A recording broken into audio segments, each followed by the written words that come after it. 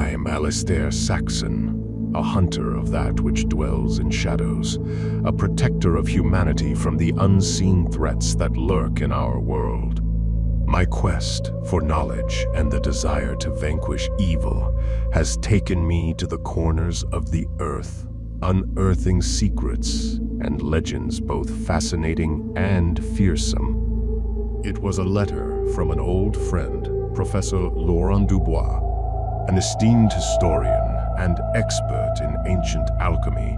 Dubois had stumbled upon something extraordinary and terrifying. He claimed that the gargoyles of Notre Dame were more than mere stone, that they harbored a secret and were now manifesting in ways that defied reason. Arriving in Paris on a cold and misty evening, I made my way to Dubois's study, my curiosity piqued and my senses on high alert. What could awaken the stone protectors of one of the world's most famous cathedrals? Dubois greeted me with a mix of excitement and dread. His eyes sparkled with the thrill of discovery, yet shadows of fear lurked within their depths. He spoke of ancient alchemical texts he'd found hidden in the cathedral's archives, texts that spoke of a pact, a betrayal, and a curse that bound the very souls of the gargoyles.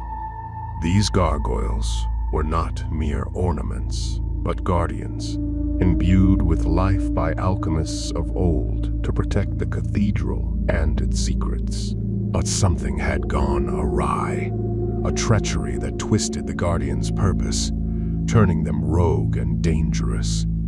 Intrigued and concerned, I delved into Dubois's research, poring over manuscripts, symbols, and codes that danced with mysticism and arcane knowledge.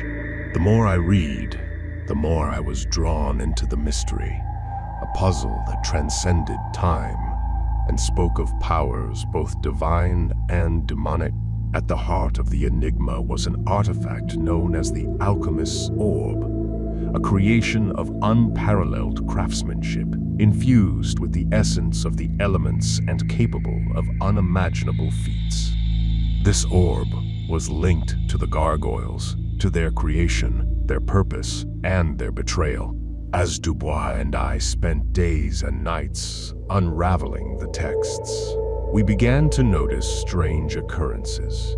Gargoyles that seemed to shift positions, eyes that glowed in the moonlit nights, whispers that echoed through the empty halls of the cathedral. Our research led us to a name, Etienne Leclerc, a master alchemist from the 14th century, the creator of the orb and the architect of the Guardian's curse. Leclerc's story was one of ambition, innovation, and a thirst for power that led to his downfall. He had sought to control the Guardians, to use them for his gain, only to be thwarted by fellow alchemists who recognized his dangerous path. The betrayal that ensued had sealed Leclerc's fate and cursed the gargoyles, binding them to the cathedral and trapping them between the realms of stone and flesh. As the pieces of the puzzle fell into place, the danger grew. The gargoyles were awakening, their restlessness fueled by a resurgence in alchemical practices by those who sought to exploit their power. The Guardians were becoming a threat, their nature twisted, their actions unpredictable. It became clear that we had to act. The key to quelling the Guardians lay in understanding the orb, in unlocking its secrets, and in retracing the steps of the betrayal that had turned protectors into predators. With resolve and determination, Dubois and I set out on a journey through the hidden passages of Notre Dame, guided by ancient maps, alchemical symbols, and an unshakable belief that we could restore the Guardians to their rightful place. But we were not alone. Shadows followed us, eyes watched us, and a force, unseen yet palpable, sought to stop us. The mystery of the Gargoyles of Notre Dame was unraveling, and we were at the center of a storm that spanned generations, a battle of wills, wisdom, and power. The adventure had only just begun. The stakes were high, and the path ahead was fraught with peril, intrigue, and a truth that would shake the very foundations of belief. Dubois and I began our expedition through the hidden passages of Notre Dame, guided by the ancient maps and Leclerc's journal that we had painstakingly decoded. The cathedral, with its intricate architecture and rich history, was a labyrinth full of secrets waiting to be unveiled. We found our way to a chamber hidden deep beneath the cathedral, untouched by time and concealed from the world. The walls were adorned with alchemical symbols, depictions of the elements, and intricate carvings of gargoyles, each one bearing an expression of sorrow and longing. In the center of the room stood a pedestal, its surface worn and stained by centuries. It was here that the alchemist's orb had once rested, the source of the gargoyles' power and the key to unraveling their curse. But the orb was missing. As we pondered this unexpected setback, we discovered a series of letters exchanged between Leclerc and another alchemist, a figure known only as the Betrayer. The letters spoke of a falling out, of jealousy, deceit, and a struggle for control over the Guardians. It was the Betrayer who had stolen the orb, leaving the Guardians cursed and trapped in their stone forms. Leclerc's last entry in his journal spoke of a failed attempt to retrieve the orb, an act that led to his demise, and the secret of the orb's location lost with him. Dubois and I were not disheartened. The clues were there, hidden within the texts, the symbols, and the very stone of Notre Dame. We were in a race against time, for the Guardians were growing restless, their forms shifting, their nature becoming unpredictable. Our journey took us to the catacombs, the underground maze that spread beneath Paris, a place where the boundaries between the mundane and the mystical were blurred. Guided by Leclerc's notes and driven by an unexplainable connection to the Guardians, we searched for the lost orb. Days turned into weeks, the path ahead fraught with trials and puzzles that tested our minds, our resolve, and our understanding of alchemy. All the while, we felt the watchful eyes of the Guardians, their silent plea for release, their anger at the betrayal that had bound them.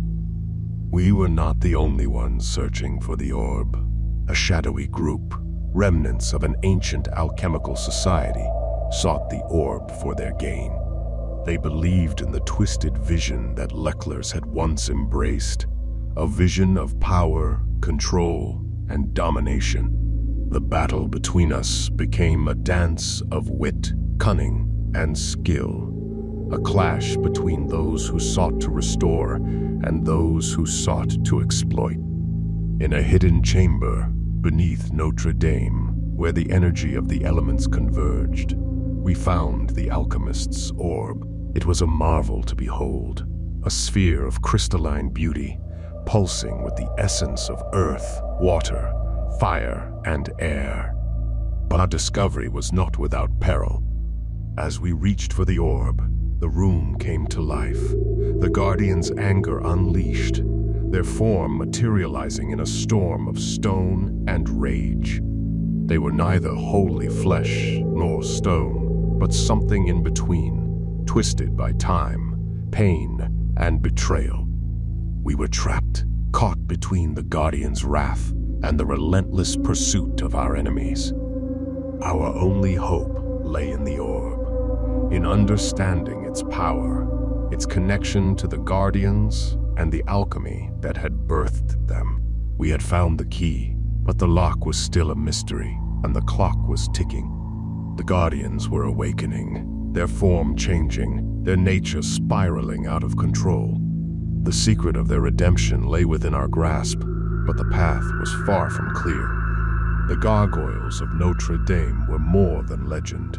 They were a living testament to ambition, treachery, and a betrayal that spanned generations. And the battle had only just begun. Surrounded by the wrathful guardians, Dubois and I faced a dilemma that seemed insurmountable. The guardians were no longer the protectors they were intended to be. Their anger, confusion, and longing for release had turned them hostile, and they were now a threat to everything they were supposed to safeguard. As the shadows of our enemies closed in, Dubois's eyes fell on a series of inscriptions on the orb's pedestal, hidden alchemical formulas that held the secret to calming the guardians. It was a ritual of binding and unbinding, a delicate balance of elements that could either restore the guardians to their rightful state or unleash a catastrophe. With no time to lose, we began the ritual, our hands guided by ancient wisdom, our hearts driven by a desire to right a centuries-old wrong. The orb glowed, its light dancing with the colors of the elements, resonating with the very souls of the guardians. They circled us, their eyes aflame with a mix of rage and recognition, their forms shifting, caught between stone and flesh. Our enemies breached the chamber, their faces twisted with greed and ambition, their intent clear. They would stop at nothing to seize the orb, to wield its power for their dark purposes.